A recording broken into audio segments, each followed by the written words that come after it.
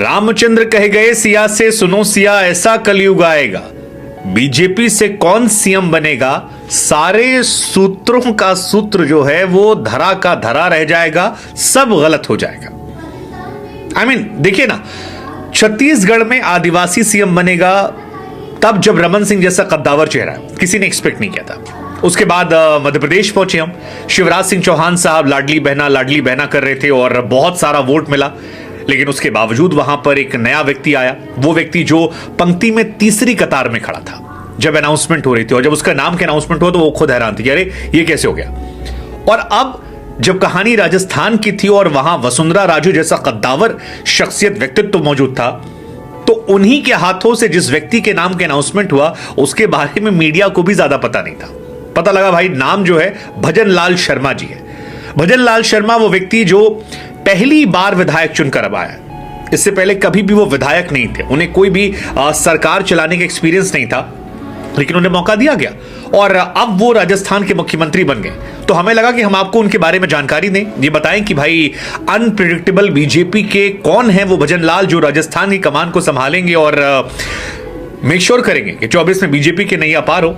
सो कहानी गुरु ये है कि भजन लाल जी जो हैं वो अमित शाह और संघ के बड़े करीबी हैं, और जो लोग अमित शाह और संघ को जानते हैं वो इनको जानते हैं। वो तमाम जर्नलिस्ट जो बीते कुछ सालों से लगातार न्यूज कवर कर रहे थे, जो राजस्थान के दौरों पर थे और अमित शाह के साथ मंच पर जाना चाहते थे, वो इनको जानते हैं, क्योंकि अमित शाह तक पहुंचने की चाबी जो है वो इनके थ्रू होकर गुजर रही थी और यही इनकी सबसे बड़ी ताकत खासियत वहां बनकर निकलकर सामने आई थी। तो ये इनकी कहानी है। सांगनेर से ये विधायक हैं, उस बारे में आपको बताएंगे, क्योंकि सेफ सीट से चुनाव लड़ाया गया था, उस वक्त भी काफी सवाल उठे थे कि भैया एक बाहरी आदमी को लगा दिया गया।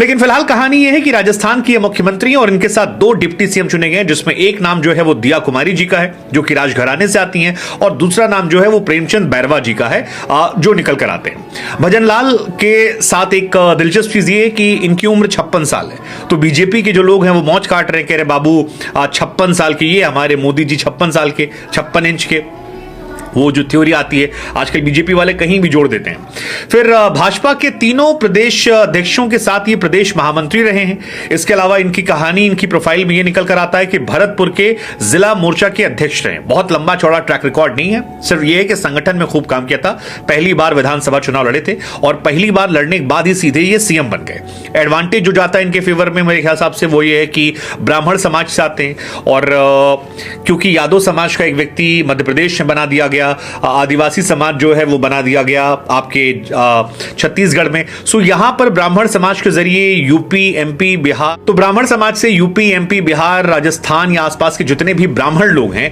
जो अक्सर ये कहते हैं कि सवर्णों का वोट बीजेपी को जाता है लेकिन बीजेपी हमें उचित इनाम नहीं देती है, आई थिंक उनको एक मैसेज जो है वो दे दिया गया है कि हम आपके बारे में भी सोच रहे हैं, क्योंकि इस बीच में सवर्णों की काफी नाराजगी जो है बीजेपी को लेकर चल रही थी और वो काफी खफा थे। अब जहां तक बात दिया कुमारी जी का है तो 52 साल की हैं, ग्रेजुएट हैं, लंदन से पढ़ाई वढ़ाई उन्होंने की है, 2 बेटे हैं, एक बेटी उनकी है। 2013 में सवाई माधोपुर से चुनाव लड़ा था, जीती थी। फिर राजसमंद से चुनाव लड़ा लोकसभा का, इसके बाद विद्याधर नगर से चुनाव लड़ी और जीत कर आई और सांसद पद से इस्तीफा दे दिया। ये उनकी ओवरऑल प्रोफाइल है। लेकिन भजन लाल जी जो हैं उनके बारे में मोटी कहानी यह है कि वो राजस्थान के भरतपुर के रहने वाले हैं और वहीं से संगठन में एक्टिव थे, प्रदेश के महामंत्री के तौर पर कार्यरत थे। संगठन में उनकी काफी भूमिका रही है और पार्टी ने ब्राह्मण चेहरे को हाईलाइट करते हुए उन पर सबसे बड़ा दांव चला है। सूबे का नया मुख्यमंत्री बना है, लेकिन उसमें सबसे बड़ा एडवांटेज जो उनकी फेवर में गया है वो यही है कि वो अमित शाह के करीबी हैं और लगातार अमित शाह के साथ संगठन में जो उनकी क्षमता थी या जिस तरह से वो लड़ रहे थे उसको उन्हें तारीफ किया गया।